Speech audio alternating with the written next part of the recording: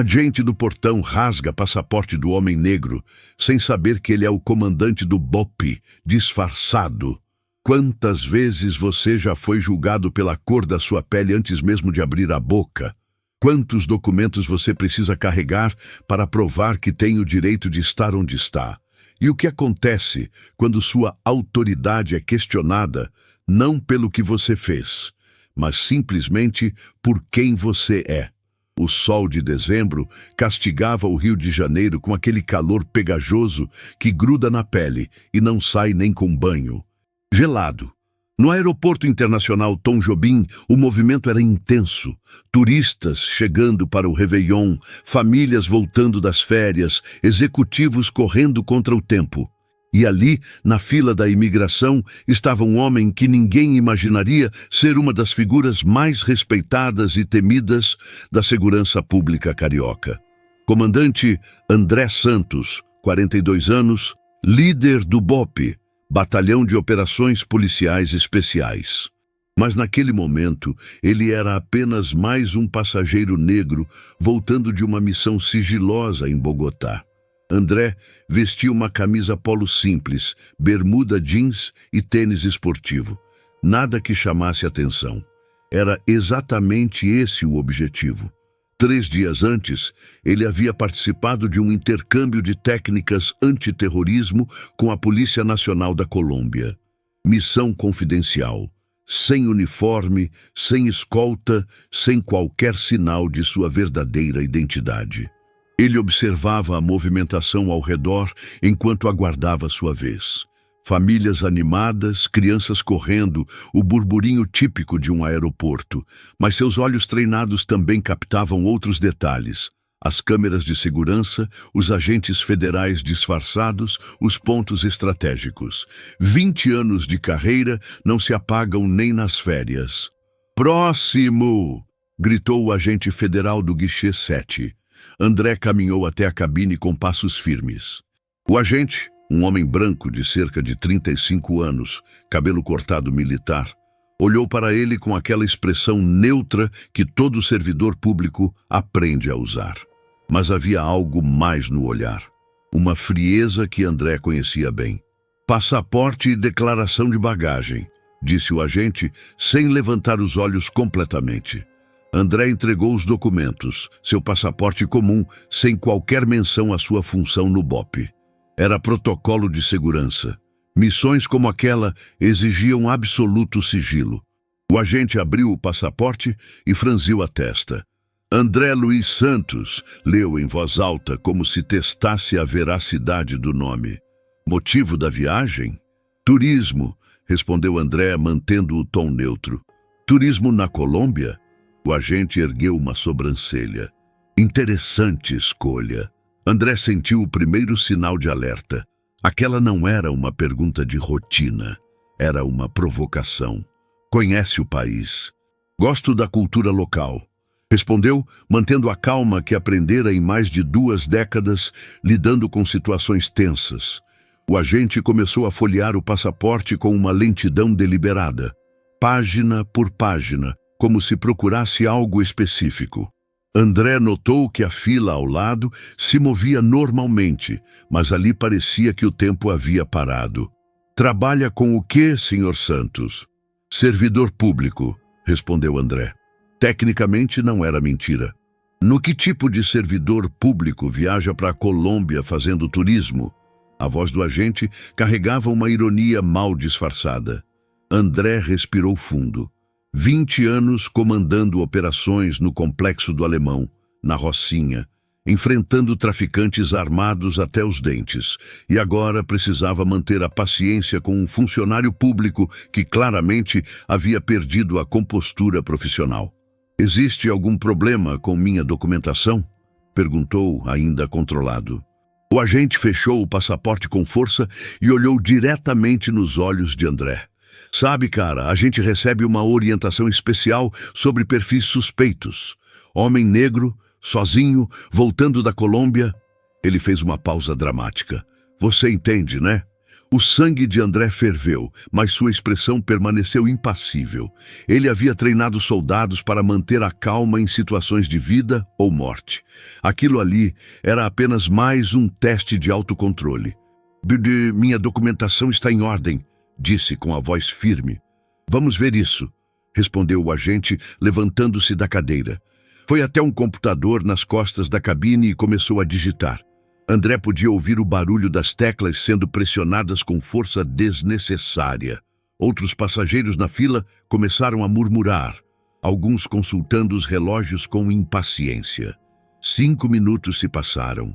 10 minutos. O agente voltou com uma expressão que mesclava frustração e desapontamento. Não consta nada no sistema, disse, como se isso fosse uma surpresa desagradável. Porque não há nada para constar, respondeu André. Posso prosseguir? O agente se sentou novamente e abriu o passaporte uma segunda vez. Desta vez, examinou cada página como se fosse um perito criminal. Esse carimbo aqui da entrada na Colômbia, disse apontando para uma página. Parece meio estranho. André inclinou-se ligeiramente para ver do que o homem estava falando. O carimbo estava perfeito, como sempre. É um carimbo oficial da imigração colombiana, explicou, mantendo a paciência. Pode ser, disse o agente, claramente procurando qualquer pretexto para complicar as coisas. Mas sabe como é, né? A gente tem que ser cauteloso. Foi aí que André percebeu que aquilo havia ultrapassado os limites da suspeita profissional. Era pessoal, era racial, era tudo aquilo que ele combatia diariamente nas ruas. Mas agora, vindo de dentro do próprio sistema. O agente pegou um carimbo vermelho da mesa. André viu as palavras documento suspeito gravadas no objeto. Ei, calma aí, disse André, finalmente elevando um pouco o tom. Qual é a base legal para isso? A base legal sou eu, respondeu o agente com um sorriso de canto de boca. Aqui dentro eu decido quem passa e quem não passa. E então, para absoluto choque de André e de todos os presentes, o agente fez algo impensável. Rasgou o passaporte ao meio. O som do papel se rompendo ecoou na cabine como um tiro. André ficou imóvel por 2 segundos, processando o que acabara de acontecer. Ao redor, passageiros e outros funcionários pararam para ver a cena. Você acabou de destruir um documento oficial do governo brasileiro, disse André, sua voz agora carregada de uma autoridade que não conseguia mais esconder. E aí? Provocou o agente. Vai fazer o quê? Me denunciar? André respirou fundo. 20 anos de carreira. Centenas de operações bem-sucedidas, condecorações nacionais e internacionais, respeito de subordinados e superiores. E ali estava, sendo humilhado por um funcionário que claramente havia perdido a noção de proporção. Lentamente, André tirou o celular do bolso. O agente federal franziu a testa. Não pode usar celular aqui, disse, tentando manter a autoridade. Posso sim, respondeu André, discando um número que conhecia de cor. Especialmente quando estou ligando para o secretário de Segurança Pública do Estado do Rio de Janeiro. O agente empalideceu visivelmente. Secretário Carlos, aqui é o comandante André Santos, do BOPE, disse André, sem tirar os olhos do funcionário. Estou no aeroporto Tom Jobim, voltando da missão em Bogotá. Tivemos um pequeno incidente aqui. Do outro lado da linha, André podia ouvir a voz preocupada do secretário. Sim, senhor. Um agente federal acabou de rasgar meu passaporte civil. Guichê número 7. A mudança na expressão do agente foi instantânea, de arrogante para confuso, de confuso para desesperado. Espera aí, gaguejou. Você disse comandante? Do BOPE? André não respondeu. Continuou ao telefone. Não, senhor, não foi nada grave. Mas acredito que uma conversa com a Polícia Federal seria interessante. Sim, posso aguardar no local. Ele desligou o telefone e olhou para o agente, que agora suava copiosamente mesmo com o ar-condicionado funcionando. E o comandante do BOPE? Repetiu o homem, como se as palavras não fizessem sentido na sua boca. Comandante André Luiz Santos, confirmou André, agora falando com a autoridade que normalmente reservava para briefings com autoridades. 20 anos de serviço, 15 no BOPE, acabando de voltar de uma missão de intercâmbio internacional autorizada pela Presidência da República. O agente olhou para os pedaços do passaporte na mesa como se fossem fragmentos de sua própria carreira. Eu não sabia, começou a gaguejar. Não sabia o quê? Perguntou André, dando um passo à frente. Que eu era comandante do BOPE, ou que um homem negro poderia ser comandante do BOPE. Se você acredita que histórias como essa precisam ser contadas e compartilhadas, inscreva-se no canal agora mesmo. Sua inscrição nos ajuda a continuar expondo essas realidades e promovendo mudanças necessárias em nossa sociedade. O silêncio que se seguiu foi ensurdecedor. Outros agentes federais começaram a se aproximar, atraídos pela comoção. Uma supervisora apareceu quase correndo. "Qual é o problema aqui?" perguntou ela, claramente percebendo que algo havia dado muito errado. "Doutora Mariana", disse André, lendo o crachá dela. "Sou o comandante André Santos, do BOPE. Este agente acabou de destruir minha documentação oficial sem qualquer justificativa legal." A supervisora olhou para o passaporte rasgado, depois para seu subordinado, depois para André. A matemática não era difícil. "Agente Ferreira", disse ela, com uma voz que cortava como navalha, "o senhor pode me explicar o que aconteceu aqui?" O agente Ferreira, que minutos antes destilava arrogância, agora parecia uma criança sendo repreendida na escola. Havia suspeitas. O perfil... murmurava sem conseguir formar frases completas. "Que suspeitas?" pressionou a supervisora. "O passaporte estava com alguma irregularidade?" "Não, mas... E a documentação estava falsa?" "Não, mas... O sistema acusou algum problema?" "Não, mas... Então por que diabos você destruiu o documento de um cidadão brasileiro?" explodiu ela. André observava a cena com uma mistura de satisfação e tristeza. Satisfação por ver a justiça sendo feita. Tristeza por saber que aquilo acontecia com centenas de outros brasileiros negros que não tinham um título, uma patente ou um telefone direto com autoridades para se proteger. "Agente Ferreira", continuou a supervisora, "o senhor está suspenso imediatamente. Entregue seu crachá e se apresente na corregedoria amanhã às 8 horas. "Mas, doutora..." "Imediatamente!" gritou ela. O agente tirou o crachá com mãos trêmulas e se afastou da cabine como um derrotado. Outros funcionários observavam a cena em silêncio, alguns tirando lições óbvias sobre os perigos do preconceito descontrolado. "Comandante Santos", disse a supervisora virando-se para André, "em nome da Polícia Federal, peço sinceras desculpas pelo ocorrido. Isso jamais deveria ter acontecido." "Obrigado, doutora Mariana", respondeu André. "Mas preciso dizer que minha preocupação não é apenas comigo. É com todos os brasileiros negros que passam por essa situação sem ter uma patente para se proteger." A supervisora assentiu gravemente. "O senhor tem toda a razão.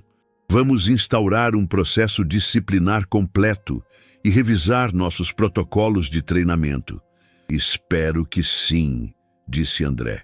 "Porque racismo institucional não é apenas um crime, é uma traição aos valores da democracia brasileira." Enquanto a supervisora providenciava documentação temporária para André, ele refletiu sobre o que havia acabado de acontecer. Em menos de 1 hora, havia vivenciado na pele o que milhões de brasileiros negros enfrentavam diariamente. A presunção de culpa, a suspeita automática, a necessidade constante de provar sua inocência e dignidade. A diferença era que ele tinha recursos para se defender, tinha uma posição que exigia respeito, tinha contatos que podiam reverter a injustiça rapidamente. Mas e os outros? E aqueles que não tinham um título, uma farda, um telefone direto com autoridades? "Comandante", disse a supervisora, entregando-lhe os documentos temporários. "Mais uma vez, minhas desculpas. O senhor pode prosseguir." André guardou os documentos e caminhou em direção à saída. Mas antes de deixar a área da imigração, virou-se para a supervisora. Doutora Mariana, posso sugerir algo? Claro, comandante. No que tal implementar um programa de treinamento sobre diversidade e direitos humanos para todos os agentes? Não como punição, mas como educação. A supervisora anotou rapidamente na sua agenda. Excelente ideia! Vamos colocar isso em prática imediatamente. André caminhou pelos corredores do aeroporto pensando na ironia da situação.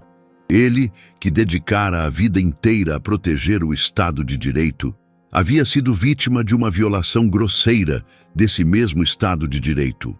Mas havia algo positivo nisso. A oportunidade de transformar uma experiência negativa em mudança sistêmica. No estacionamento, enquanto aguardava o carro que viria buscá-lo, André ligou para sua esposa. Amor, já cheguei. Tudo bem com você? André, como foi a viagem? Conseguiu aprender coisas novas? Aprendi várias coisas, respondeu ele, olhando para o prédio do aeroporto. Algumas em Bogotá, outras aqui mesmo no Brasil. Como assim? Te conto em casa.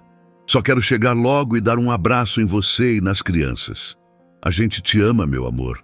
Dirigia com cuidado. Enquanto aguardava, André pensou nos filhos. Miguel, de 15 anos, e Sofia, de 12. Ambos crescendo em um Brasil onde ainda precisariam provar diariamente que mereciam respeito e oportunidades, mas também crescendo em um país onde pessoas como ele ocupavam posições de liderança, abrindo caminhos e quebrando barreiras. O carro chegou. Era o sargento Rodrigues, seu braço direito no BOPE. Comandante, como foi a missão? Produtiva, Rodrigues. Muito produtiva. Enquanto saíam do aeroporto, André olhou pelo retrovisor. Lá ficava mais um episódio de uma luta que não havia começado com ele e, infelizmente, não terminaria com ele. Mas cada pequena vitória, cada injustiça corrigida, cada preconceito enfrentado era um passo a mais na direção certa. Rodrigues, disse André. Sim, senhor. Amanhã quero uma reunião com todo o Estado-Maior. Vamos discutir nossos protocolos de relacionamento com outras forças policiais. Algum problema, comandante? Não um problema. Uma oportunidade de melhoria. No dia seguinte, os jornais cariocas estamparam a manchete. Agente federal é suspenso após rasgar passaporte de comandante do BOPE. Mas para André, a verdadeira notícia não estava nos jornais. Estava na mudança de protocolos que se seguiria, no treinamento que seria implementado, nas futuras situações que seriam evitadas. Uma semana depois, André recebeu um telefonema inesperado.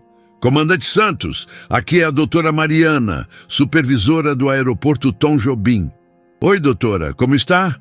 Bem, obrigada. Estou ligando para informar que implementamos o programa de treinamento que o senhor sugeriu. Já treinamos 200 agentes e os resultados estão sendo excelentes.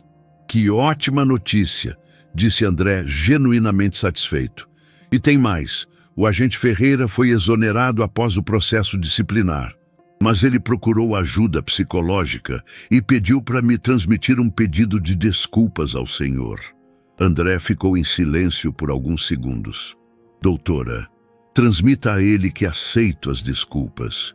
E que se ele realmente mudou, espero que use essa experiência para ser uma pessoa melhor. Certamente transmitirei. Após desligar, André sorriu. Não era uma vitória pessoal, era uma vitória coletiva. Era a prova de que mudanças eram possíveis quando as pessoas certas estavam nos lugares certos e tinham coragem de usar sua posição para o bem comum. Naquela tarde, André estava em seu gabinete no quartel do BOPE, quando o sargento Rodrigues bateu à porta. Comandante, tem uma escola aqui pedindo para o senhor dar uma palestra sobre carreira policial para os alunos. Que escola?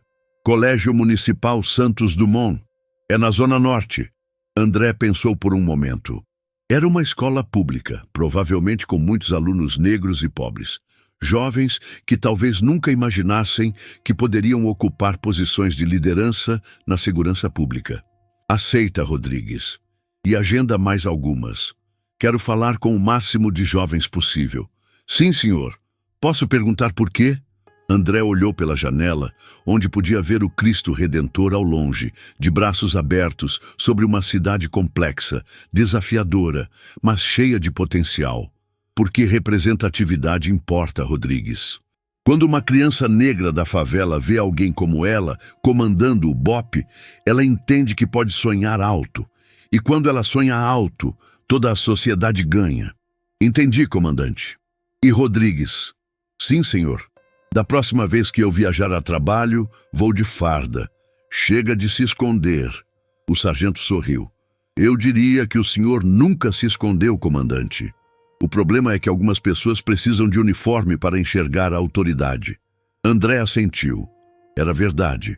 Mas talvez fosse hora de facilitar a vida para aqueles que vinham atrás dele. 3 meses depois, André estava novamente no aeroporto Tom Jobim. Desta vez, viajando para Brasília para uma reunião no Ministério da Justiça. Vestia seu uniforme completo do BOPE, com todas as condecorações. Quando chegou ao guichê da imigração, uma jovem agente negra o atendeu. Boa tarde, comandante Santos, disse ela com um sorriso respeitoso. Como foi a viagem? Muito boa, obrigado, respondeu André, notando o crachá dela. Agente Fernanda Silva. Comandante, disse ela, carimbando o passaporte. Posso dizer uma coisa? Claro, o senhor é uma inspiração para mim. Comecei na Polícia Federal há 2 anos e sempre ouço histórias suas no BOPE. Obrigada por abrir caminhos. André sorriu, tocado pelas palavras.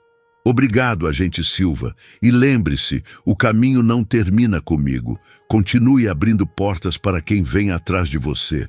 Enquanto caminhava para a saída, André refletiu sobre como um momento de humilhação havia se transformado em uma oportunidade de mudança. O racismo ainda existia, ainda machucava, ainda precisava ser combatido diariamente. Mas cada vitória pequena era um passo na direção certa. Aquela noite, em casa, André jantou com a família. Miguel, seu filho mais velho, estava animado. Pai, você viu que saiu uma matéria sobre você na revista da escola? Que matéria? Sobre representatividade negra nas forças policiais.